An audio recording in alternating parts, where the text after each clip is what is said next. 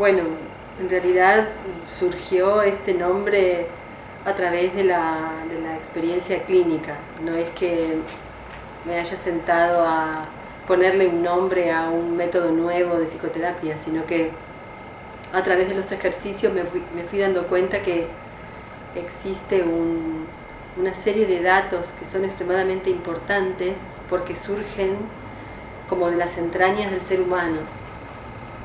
Esos datos no están inspirados ni por lo que se heredó de los antepasados y de la familia, tampoco está condicionado por las circunstancias que la persona vive, ni está condicionado por las emociones ni por los pensamientos. Directamente surge de una información que inspira el cuerpo, por eso lo llamé propio. Casi también como el término propioceptivo, que se usa para recibir las señales que surgen del propio cuerpo.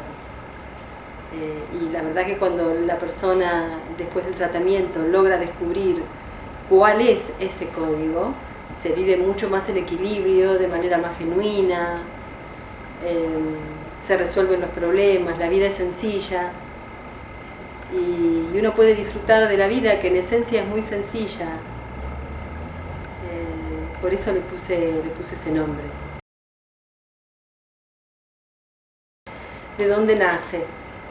Bueno, cuando yo me recibí de psicóloga clínica en la Universidad de Buenos Aires, me formé como psicoanalista durante 2 años. Y cuando empecé a trabajar como psicoanalista, me empezó a surgir una pregunta que me empezó como a trastornar a mí misma, ¿no? Como diciendo, ¿y esto que le decís al paciente, cómo sabés si es exactamente así? Este diagnóstico de repente que estás elaborando, ¿cómo sabes exactamente que es así?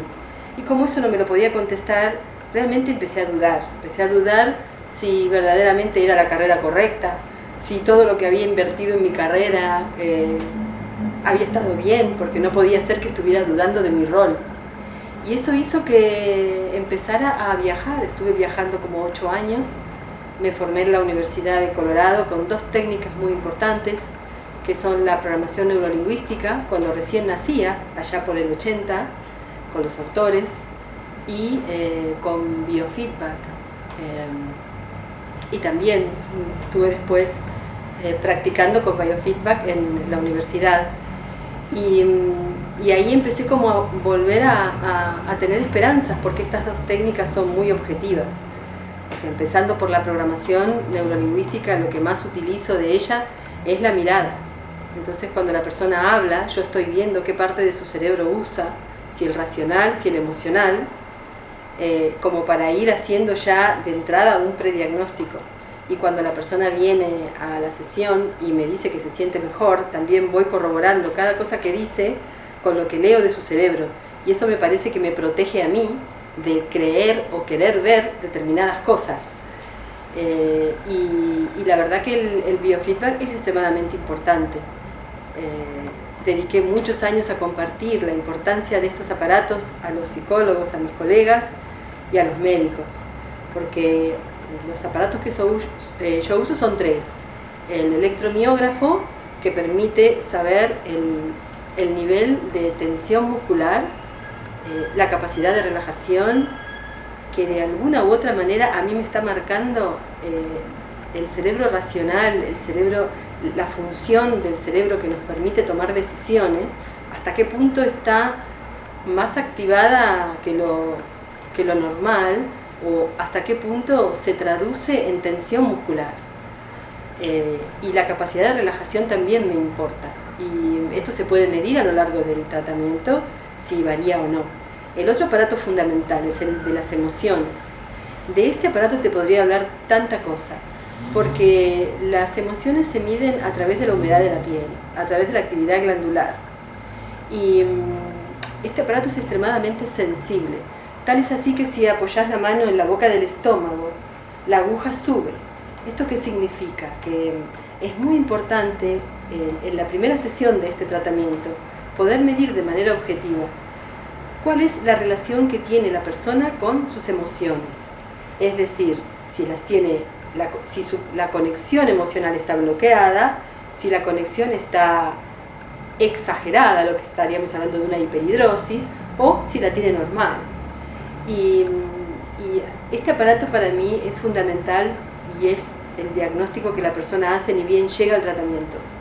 Porque, por ejemplo, cuando esta zona, que es la boca del estómago, que es donde nosotros registramos kinestésicamente nuestras emociones, está bloqueada, le pasa a las personas que todo lo que consiguen lo hacen con muchísimo esfuerzo, tienen dificultades a nivel emocional, las personas que se acercan, incluso las parejas, no los terminan de entender, no los terminan de conocer.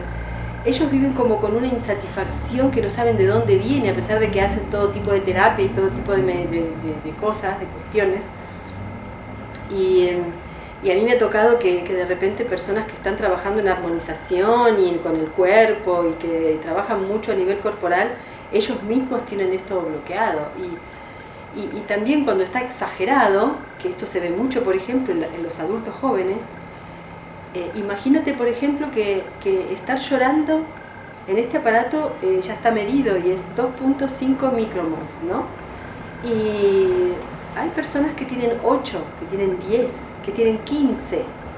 Esto quiere decir, y no se dan cuenta, esto es inconsciente, esto es un programa que heredó el cerebro desde muy pequeño, ¿no? Que heredó el cuerpo, un programa que se ha establecido en el cerebro de acuerdo a la historia de cada uno.